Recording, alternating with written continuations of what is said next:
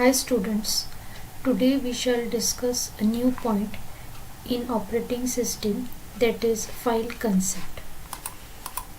We shall first see what is the concept of a file.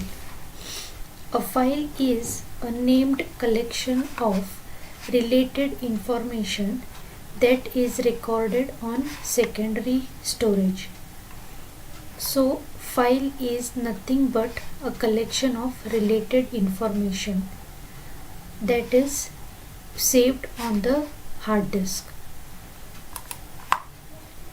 A file is a sequence of bits, bytes, lines or records whose meaning is defined by the file's user and creator. That is, a user will create a file. That is why we call him a file's creator. All the related information will be kept in one single file. So we can say that the file is a sequence of bits, bytes, lines or records. The operating system makes data storage and retrieval easier by providing an abstract view of storage devices by hiding their internal structure so that the users can directly access the data without exactly knowing where and how the data is actually stored. So when we create a file, for example, we are creating a file in Microsoft Word, we just type the file and save it. The remaining part at the hardware level is taken care of by the operating system. So the internal structure and the low level functioning is seen by the operating system.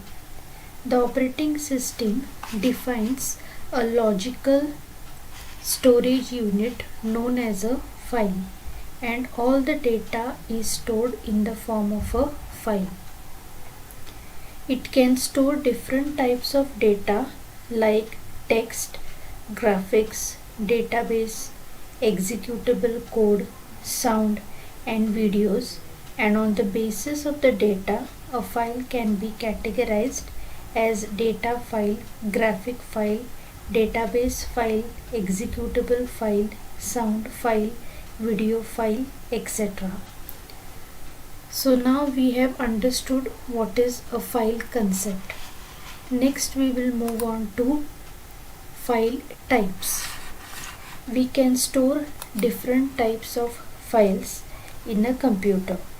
As we have previously seen that there are different types of files that can be stored on a computer. The most common technique to implement a file type is by providing extension to a file. You know that whenever we are saving a file, the file should have an extension. The file name is divided into two parts, with the two parts separated by a period, that is a dot symbol, where the first part is the name and the second part after the period is the file extension. So for example, file1.txt. So file1 is the name of the file and dot is the period given and txt is the file extension. A file extension is generally 1 to 3 characters long. It indicates the type of file and operations. The operations will be read, write and execute that can be performed on the file. A file with .exe or .com extension is usually an executable file. File extension helps the operating system to know about the application program that has created the file.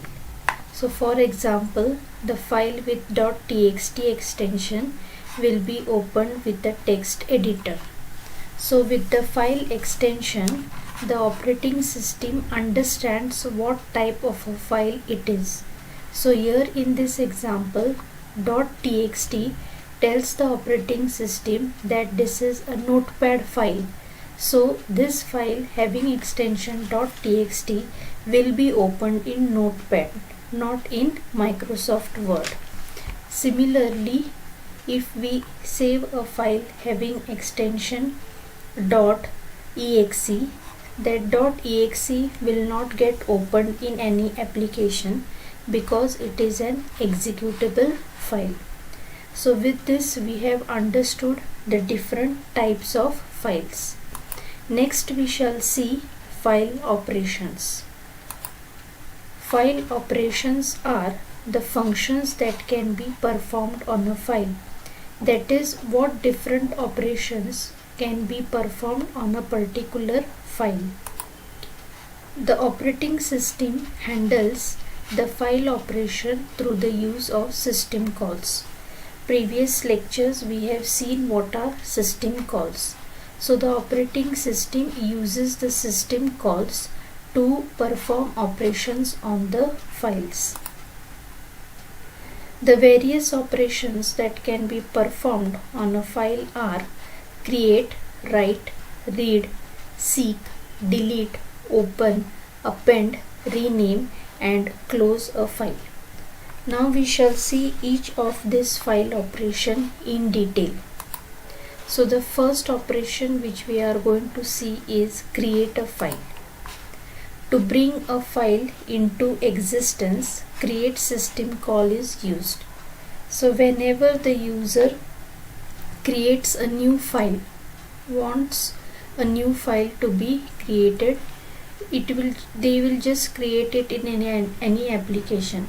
But the operating system will use the create system call to create the new file.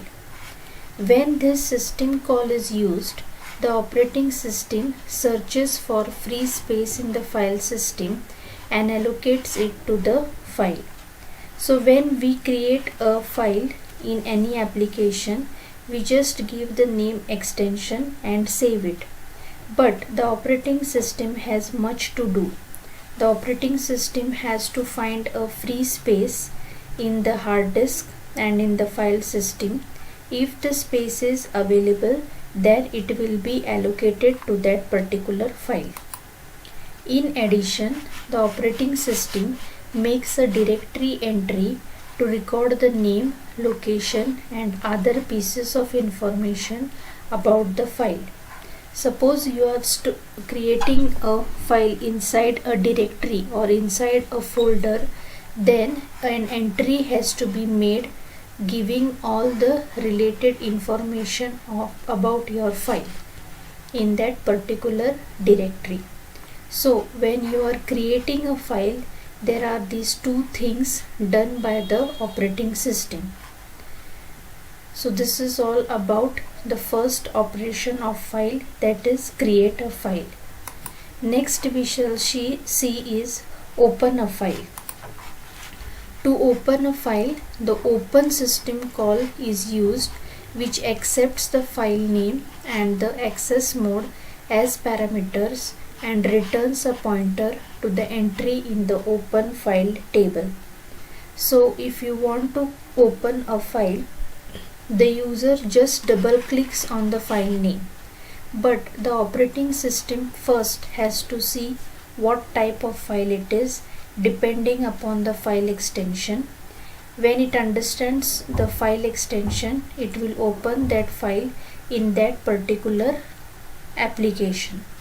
So when we are opening a file, this operating system uses the open system call.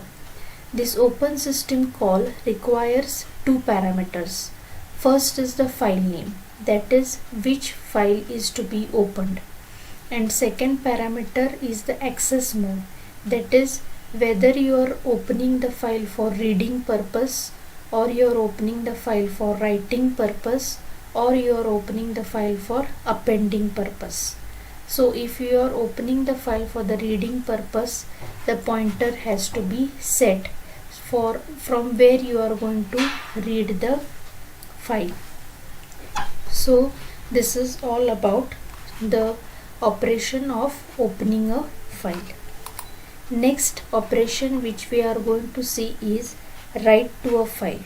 So write to a file means storing or entering some data into a file. To store data into a file, the write system call is used, which accepts the file name and the data to be returned to the file as parameters. So when we are entering a data into a file, the operating system will use the write system call. As discussed previously, the write system call will also require two parameters. First is the name of the file and second is what data is to be returned to the file.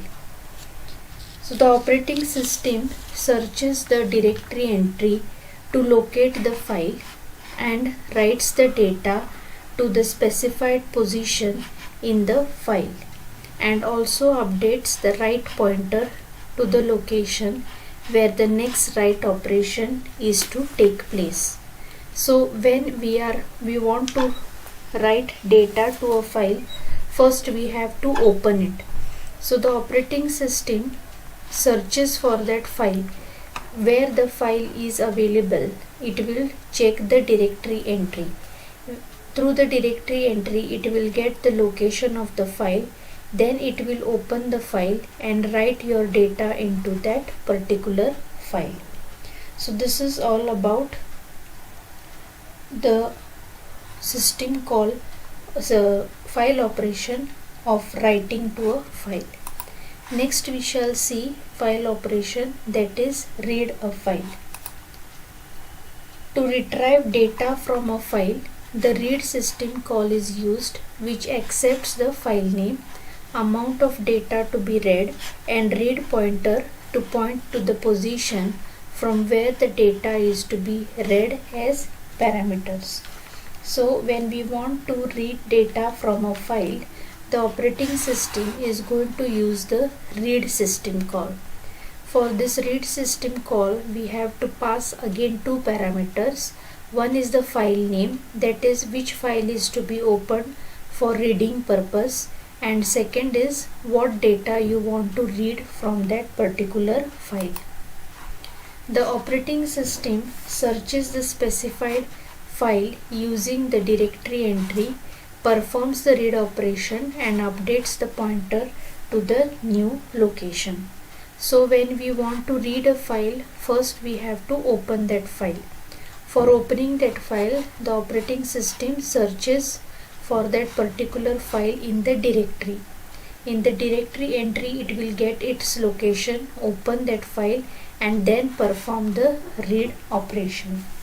Since the process may be only reading or writing a file at a time, a single pointer called current position pointer can be used for both reading and writing. So the operating system uses only one single pointer, which is known as the current position pointer, and this single pointer does both the job. It does the reading also and writing also. Every time a read or write operation is performed, this pointer must be updated. So for reading a file or writing to a file, we are going to use the current position pointer. So this is all about the file operation, read a file. Next operation which we are going to see is seek file. To position the pointer to a specific position in a file, the seek system call is used. So to move the current position pointer to a particular location, we are going to use the seek system call. Once the pointer is positioned, data can be read from and returned to that position. Next file operation, close a file. When all the operations on a file is completed, it must be closed using the close system call. So when we have finished with reading and writing from a file, we have to close that particular file. For that, the operating system is going to use the system call close. The operating system searches and erases the file entry from the open file table to make space for the new file entries. Next we are going to see delete a file. When a file is not required, the delete system call is used. So we want to delete a file, the operating system will use the delete system call. The operating system searches the file name in the directory listing. Having found the associated entry, it releases all space allocated to the file by erasing its corresponding directory entry. So when we want to delete a particular file, first the operating system will search for that particular file in the directory. When it finds the entry of that file in the directory, it will go to its location and release the space allocated, and that is how the file will get deleted. Next we'll go to the file operation, append a file. To add data at the end of an existing file, append system call is used. This system call works similarly to the write system call, except that it positions the pointer to the end of the file and then perform the write operation. So this is one difference between the write operation and append a file operation. When we open a file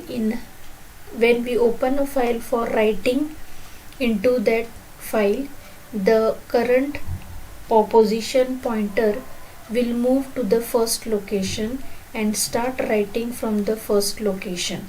In that case, the previous data will get erased. But if you want to add data to an existing file, keeping the previous data as it is, then we have to perform the append operation on the file. In this case, the current position pointer will move to the last data that was added and then start writing the new data from there onwards. So when we are appending the file, the previous data will be maintained and the new data will be added at the end of the file. So this is appending a file. Next we'll see the last operation, that is rename a file. To change the name of an existing file, rename system call is used. This system call changes the existing entry for the file name in the directory to a new file name. So rename operation, file operation is just to change the file name. So since we are changing the name of the file, we have to also change its directory entry. So this is all about all the file operations. Next we are going to see access methods. Access methods is nothing but how we are going to access the file. The file stored on the disk is required to be retrieved by the user. When it is used, this information must be accessed and read into computer memory. Whenever we want to access a particular file, that file has to be brought from the hard disk, that is secondary storage device, to the primary memory, that is RAM. So that is known as the access method. This information must be accessed and read into computer memory. There are several ways that the information in the file can be accessed. The information stored in the file can be accessed in one of the three ways. That is, first method is sequential access, second method is direct access, and third is a variant of sequential access, that is index sequential method. We shall see each of this access method in detail. First is the sequential access. When the information in the file is accessed in the order of one record after the other, it is called sequential access. It is the easiest file access method. In the case of read operation, the record at the location pointed by the file pointer is read and the file pointer is then advanced to the next record. Similarly, in the case of write operation, the record is returned to the end of the file in the pointer is advanced to the end of the new record. So we shall see how it works. So in the sequential access, the current position of the pointer, if we want to read information or write information, it will go from one record to another record and so on in the forward direction. If you want to read the previous data, then we have to rewind it. So in case of sequential access, it cannot jump from the current position directly to the end position. It has to go through each and every record. Next access method is direct access. Sequential access of this data would be very lengthy and a slow process. To overcome this problem, a data on the disk is stored as block of data with index numbers. So every block will be given a number, index number, which helps to read and write data on the disk in any order. Direct access method is also called the relative access method. Under direct access, file is viewed as a sequence of blocks which are numbered. The records of a file can be read or written in any order using this number. For example, it is possible to read block number 20 and then write block number 4 and then read block number 13. So in case of direct method, we can jump from one block to another block. But in case of sequential access, we have to go in a sequence, that is one record, next record, next record and so on. We cannot directly jump from the first record to the 10th record. So as you can see in this diagram, in sequential access, we have to first read the first record, then second, third, fourth and so on. In case of random access, we can jump from one block to another block, come back to any block and so on. So most applications with large databases require direct access method for immediate access to large amount of information. So if we have very large databases and we want to access records from it, suppose we want to access 150th record. If we use the sequential access method, we have to go from first record, second record, third record and then in this way we will reach to 150th record, which is very time consuming. Instead of that, we can use the direct access method in which the pointer can directly jump to the 150th record.